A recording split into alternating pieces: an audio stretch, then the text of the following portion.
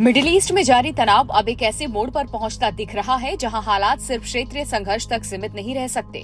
ताजा रिपोर्ट्स के मुताबिक संयुक्त अरब अमीरात अब खुलकर ईरान के खिलाफ मोर्चा लेने पर विचार कर रहे हैं। कई रिपोर्ट्स ने इस बात को हवा दी है कि यूएई अब सिर्फ बैकएंड सपोर्ट या कूटनीतिक प्रयासों तक सीमित नहीं रहना चाहता, बल्कि सीधे सैन्य भूमिका निभाने की दिशा में कदम बढ़ा सकता है। और इसका सबसे बड़ा केंद्र है हॉर्मुज जलडमरू मध्य। ये जलडमरू मध्य दुनिया की ऊर्जा सप्लाई का दिल माना जाता है। वैश्विक तेल सप्लाई का लगभग 20% हिस्सा इसी रास्ते से गुजरता है। ऐसे में अगर यहाँ अस्थिरता आती है या ये रास्ता बंद होता है तो सिर्फ खाड़ी देश ही नहीं बल्कि पूरी दुनिया इसकी चपेट में आ सकती है। भारत, चीन, यूरोप सभी बड़े आयातक देश सीधे प्रभावित होते हैं।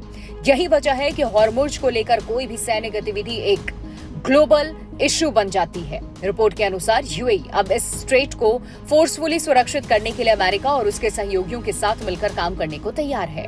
इसमें नेवल ऑपरेशंस, समुद्र में बिछाई गई माइंस को हटाना, जहाजों की सुरक्षित आवाजाही सुनिश्चित करना और जरूरत पड़ने पर सीधे सैन्य टकराव शामिल हो सकता है।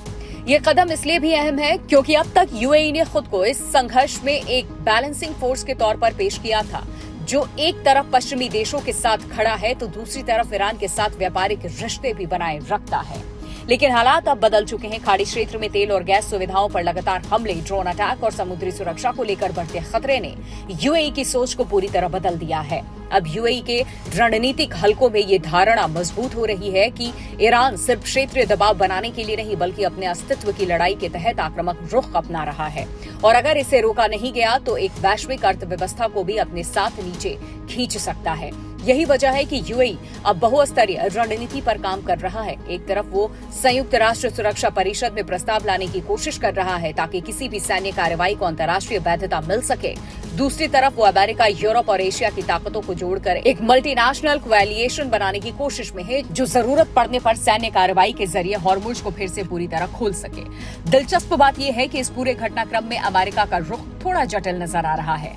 रिपोर्ट्स के मुताबिक डोनाल्ड ट्रंप इस जंग को जल्द खत्म करने के पक्ष में है। उनका फोकस एक एग्जिट स्ट्रेटेजी पर है, जिसमें अमेरिका धीरे धीरे इस संघर्ष से बाहर निकल सके। लेकिन इसके उलट खाड़ी के सहयोगी देश, खासतौर पर यूएई, मानते हैं कि अभी दबाव बनाए रखना जरूरी है ताकि ईरान को झुकने पर मजबूर किया जा सके। यानी एक तरफ अमेरिका जंग को सीमित करना चाहता है, वहीं उसके सहयोगी इसे निर्णायक मोड़ तक ले जाना चाहते हैं।